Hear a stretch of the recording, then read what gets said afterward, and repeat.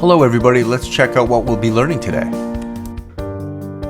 Same thing, but now it's between the hands. 1 E and 3. And here I go, second measure slower. 1 E and 2, 3 and 4 to D minor.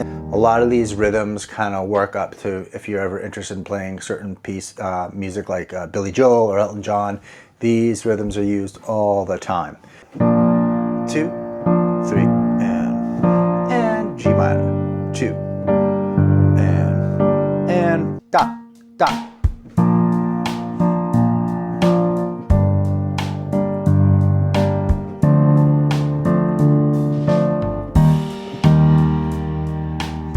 So it also can work at this tempo. 4, 1, 2, 3 and 4 and 3, 4, 1, 2, 3 and 2, 4 and 1, 3 and 3, 4, 2, 3. And the other reason is I love how that D minor 7 works, and then we go up to a half step up to the E flat. Split up the hands and.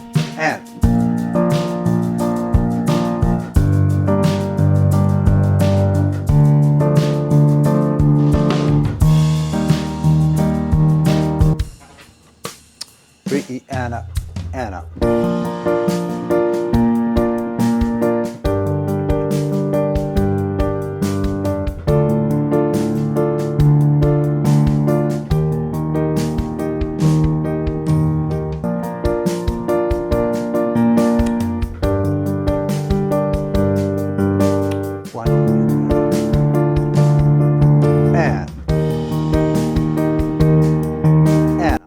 Hey everyone, the level of this video and lesson, since it's study number 3, is definitely a late beginner, but even that, if you've been practicing consistently for a good amount of months, you can get through most of this lesson.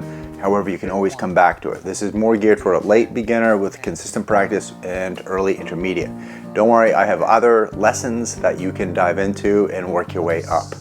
Study number 3 is a combination of what I did in study 1 and 2 in regards to chords, but we get a little more independent with some rhythms. I hope you enjoy it. Let's begin. Okay, so for the first few exercises, exercise 1, 2, 3, and 4, we're going to be playing the chords down here, and I'm going to first demonstrate the B flat major. That's our first chord in the first measure, using second inversion, second measure G minor. And then third, we're going to use D minor 7. And then we are going to E flat major, first inversion. With hand shapes and chords, try to get it down so it's muscle memory. For instance, here I go. Take your hand away, see if you can play it and find it quickly. And then you'll find that pattern pretty easy. I'm just moving one note up. And then D minor, 7. And you'll notice later in the video I'll also just play D minor for coordination reasons. It might help you. You can do that. And then E flat major. So you get that so you don't even have to think about it. Your brain digests it and you're good to go. Rhythm for the first 2 exercises has this kind of pulse. 1, 2, and 3, 4. 1, 2, and 3, 4. I will go ahead and demonstrate exercise 1 slowly, and I'll be counting and subdividing sometimes the 8th notes. 3 and 4 and 2 and 3 and 4 G minor. 2 and 3 and D minor. 2, 3 and 2, 3, 4 and 2, 3 and G minor. 2 and 1, 2, 3 and 1. And that first ending, I just did the whole note, but I have it notated as 1, 2. So we're going to be working on rhythm, tension, and release. You'll also notice that I'm just using these chords over and over again because this is a lesson in getting your internalization, improving your internalization, your sense of time, and rhythms. So number 2 is not too tricky, except I've noticed once you change this one variable, sometimes we get thrown off. So now we're doing number 2 like 1, but 1 octave at a time, and then low. G minor, 1, 2, and low. D D minor. So you really want to get comfortable where your hands are going, so it's second nature. And 3. I'm going to slow it down, and 1, 2, 3, 4, 2, 4, and D minor, 2. And then I give a little example coming up, 2, where we start low to high. 1, 2, high B flat. In this case, it's high. Low G, 2, 4, and 2 to E flat, 2. Okay, great. Exercise 3. Let's go ahead and do a review for the right hand rhythms. Pretty easy, but you want to refresh this. 1, 2, 3, and 4. 1, 2, and 3, and 4. Then the left hand, a bit spicy because we have the on 1. So that goes 1 E and 2. Then quarter notes, 4 and 1 E and 2, 3 and 4. So there's a lot of independence with the left hand and the right hand play together. Then they speak separately and then together again. So that's a good thing to be aware of. And remember, in octave playing, you want to just play the keys. You don't want to bang because it can get too heavy. And the chords in the right hand are the same hand shapes. That is done on purpose. All right, so I'm going to go through it. I'm going to subdivide and go slow. Here we go. Exercise 3. 3 and now try E and 1 E and 2 E and 3, 4 and 1 2 and 3 and 4 E and 1 E and 2 E and 3 and 4 and 2, 3 and 4 and 1 E and 2 E and 3 and 1 E and 2 E and 3 E and 1 E and 2 E and 3 and 4 and 1 E and 2, 3 and 4. Okay, exercise 4 is similar to 3, except I break the rhythm up between hands. That's really common in piano playing. But other thing with 3, if you'll notice, I have a lot of note heads. The pitch is written in for your convenience, but also there's a lot of notes in the bass clef. Many learners will think, geez, how do you do that? That's a lot of left hand work. Well, once in a while, our hands go to different staves. So in this case, we have the B flat, and then you notice the right hand plays that. This is on the first measure, F, B flat, and D, like that. And I have that for a few reasons. One, to educate that it's okay that the right hand sometimes plays in the left hand. Again, this is for newer learners. And I didn't want to add in a lot of ledger lines in the treble clef, so it's a bit more convenient. Here I go. I'm going to play through the beginning. Oh, and I forgot to mention that in exercise 3, we have that 1 E and A. Same thing, but now it's between the hands. 1 E and A. And 3. And here I go, second measure, slower. 1 E and 2. 3 and 4 to D minor, and 1 E and 2. And I played on the beat there on the right hand. I'll try to behave. And 1 E and 2. 3 and B flat. 1 E and 2. 3 and 4 and I did it again. 2. 3 and 4 and 1 E and 2 E and 3 and 4 E flat, 1 2 and 3 and 4. A lot of these rhythms kind of work up to, if you're ever interested in playing certain music like Billy Joel or Elton John, these rhythms are used all the time. So 5, on purpose, there's a tempo change here because we have busier notes. So let's jump to 5. All right, here we are, exercise 5. But before we start, real quick, can you hit the thumbs up button because that helps out the channels greatly and I get to meet other awesome people like you. So exercise 5, 6, 7, and 8. Quarter note equals 70 beats per minute. And I'm slowing it down because our rhythmic grid is tighter, meaning we're involving ourselves with lots of 16th notes. The hand position is a little different, meaning we're up an octave just to give it a brighter sound. So our one chord, the hand shape is here. And then we have the second measure. We're using the G minor inversion now. And then we go into just D minor. like that. And then we go to E flat major. You notice I didn't do any funny fingerings or anything. I just kept my hands where they are. Move my hand so you can see it. And E flat. So in this first exercise, you really got to conquer the stream of 16th notes and feeling the big beat. So it's kind of broken down in two ways.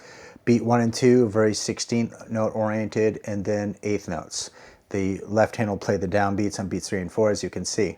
I haven't talked about, if you look at beat 2 in the bass clef, measure 1, I haven't talked about that 16th to the dotted 8th yet. I haven't really worked that in. However, in this case, it's just acting as a stream of 16ths, and it's notated that way just for ease. So the left hand sounds like this. 1, E, and 2, E, and okay? That's at a nice super slow speed. Here I go. I'm gonna go slow, exercise 5. 4, E, and 1, E, and 2, E, and 3, E, and 4, E, and 1, and 2, E, 3, E, and 4, E, and 1, 2, E, 3, 4, and 1, E, 2,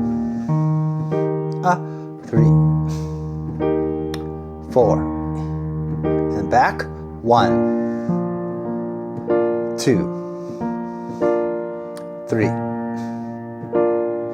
4, and 2, E. Sometimes when you go really slow like this, if you're not concentrating, you can speed up and get sloppy. So really internalize 1 and 2, E, E, 4, E, 2, E,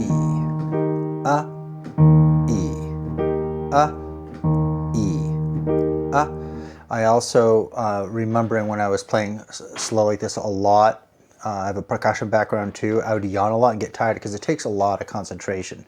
Very important to get that subdivision down. Our brain is devouring what's happening. And when we go to exercise 6, which is right now, there are a few stresses. One is on beat 3 in the right hand. You have that fancy dotted 8th rest, so that basically means you don't play until the of 3. So it sounds like this, just on beat 3. Getting really detailed here. That makes us better players. 3, E, and So I learned this from some learners. You might want to practice, well, I'll play the F major too, by the way. You might want to just practice that one section on beat 3, first measure. 3, E, and okay, and then 3, E, and 4, E, and. I will demonstrate all of 6, nice and slow with the count. Hopefully it's helping. Get your hands in place. 4, E, and 1, E, 2, E, 3, E, and 4, E, and 2, E, 3, E, and 4, E, and D minor. 2, E, 3, E, and 4, E, and 1, E, and 2, E, and 3, E, and 4, E, and back to B flat. 2, E, and 3, E, and 4, E, and 1, 2, E, 3, E, and 4, E, and almost there. 1, 3, E, and E, and 2, E, 3, E, and 4, E, and. Now, when I was playing 6, I was thinking, geez, I didn't show the left hand bass pattern. It changes a bit, and someone might call me out on that. The good news is this bass line is really popular and it's on a lot of different piano channel tutorials on YouTube. Just to be clear though, it's pretty easy. We're going B flat, 5th to the octave, and then down to the 5th into the octave. I bet you could find, I don't know, at least 10 channels showing that left-hand pattern. It's just very well known throughout music. So we are going to go to exercise 7, which is kind of fun, but if you go too fast, it can get sloppy. 4 E and A, 1 E, A, 2 E and 3 E, 4 E and A, 2 E and 3 E, 4 E and pedal, 1 and A, 3 E and A, 1, 2 E and A, 3 E and A, 1, 2 and 3 E. This is a good thing to do, especially if your arms are tired. Going slow like this is very helpful. Helpful? Talk and play, right? 1, 2, and 3, and 4 E and 2 E and 3 E and 4. All right. So in the play along, you'll hear it faster with all that drum stuff. Number 8, by the way, if you made it this far, thank you. 8 is my favorite, and I'm wondering if anyone knows why. There it is. So I'm going to demonstrate 8. I'm just going to get into it. It's a hint of some of the other exercises from this previous study as well as study 1 and 2. So here is 8. I'm going to play it slow and then I'll maybe speed it up a little bit. So we're back to the original hand position. 3 and 4 and 2, 3 and 3 and 3, 4, 1, 2, 3, 4 and 2, 3, 4 and 3 and 3, 4, 1, 2, 3. All right. There's a million reasons why you might think this is my favorite, but I want to give one of the answers away. It breathes. There are some long notes in there, and that's really important. I think sometimes pianists, guitar players, percussionists, we might noodle too much and get too busy, and you want to be soulful and have the phrase breathe. So it also can work at this tempo. 4, 1, 2, 3, and 4, and 3, 4, 1, 2, 3, and 2, 4, and 1, 3, and 3, 4, 2, 3. And the other reason is I love how that D minor 7 works, and then we go up to a half step up to the E flat. It just feels good. But let me know what you think. I won't be hurt if you don't like it, trust me. All right, play along it is. Hopefully this is helpful. Thank you again for watching, learning, listening, and all that stuff. I hope to hear from all of you soon. Da, da, da, da.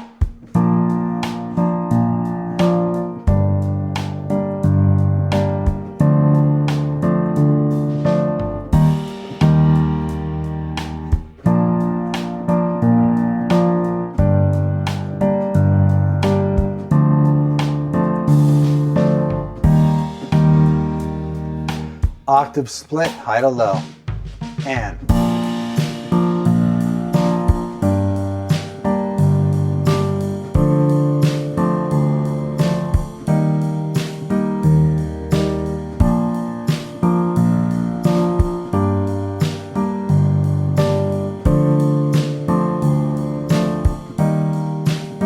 now to low to high.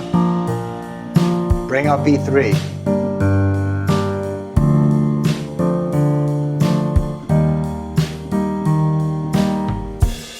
My favorite, and up.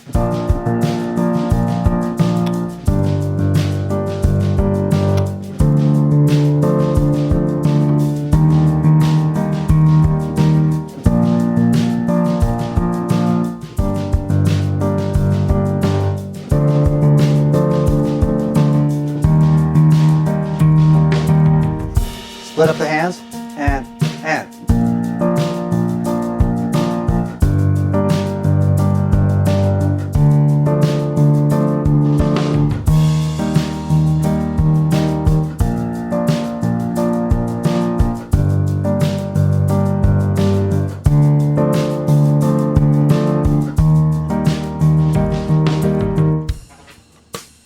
3, and up, and up.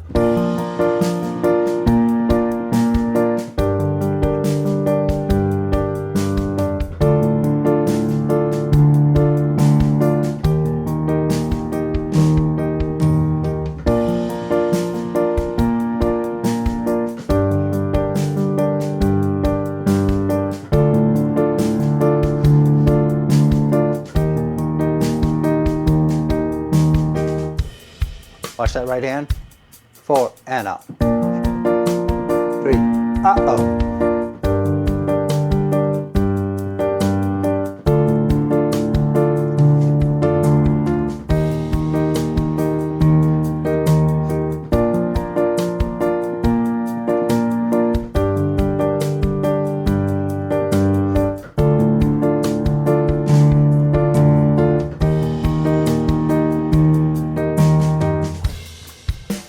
Three, and.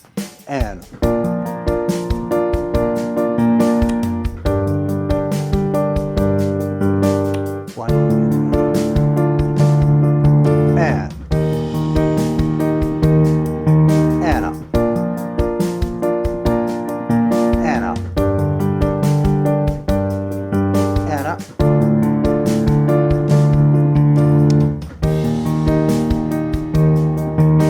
My favorite one. 3, and.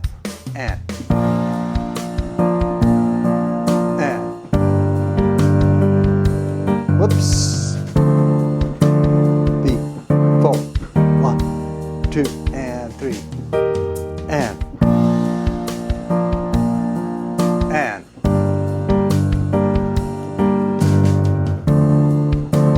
3, 4, 1, 2, 3.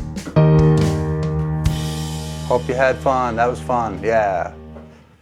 Thank you so much for watching. If you watched and learned from the whole video, that really helps the channel out, so thank you greatly. And if you're interested in learning more about accompaniment rhythm patterns, you want to check out these videos. Bye for now.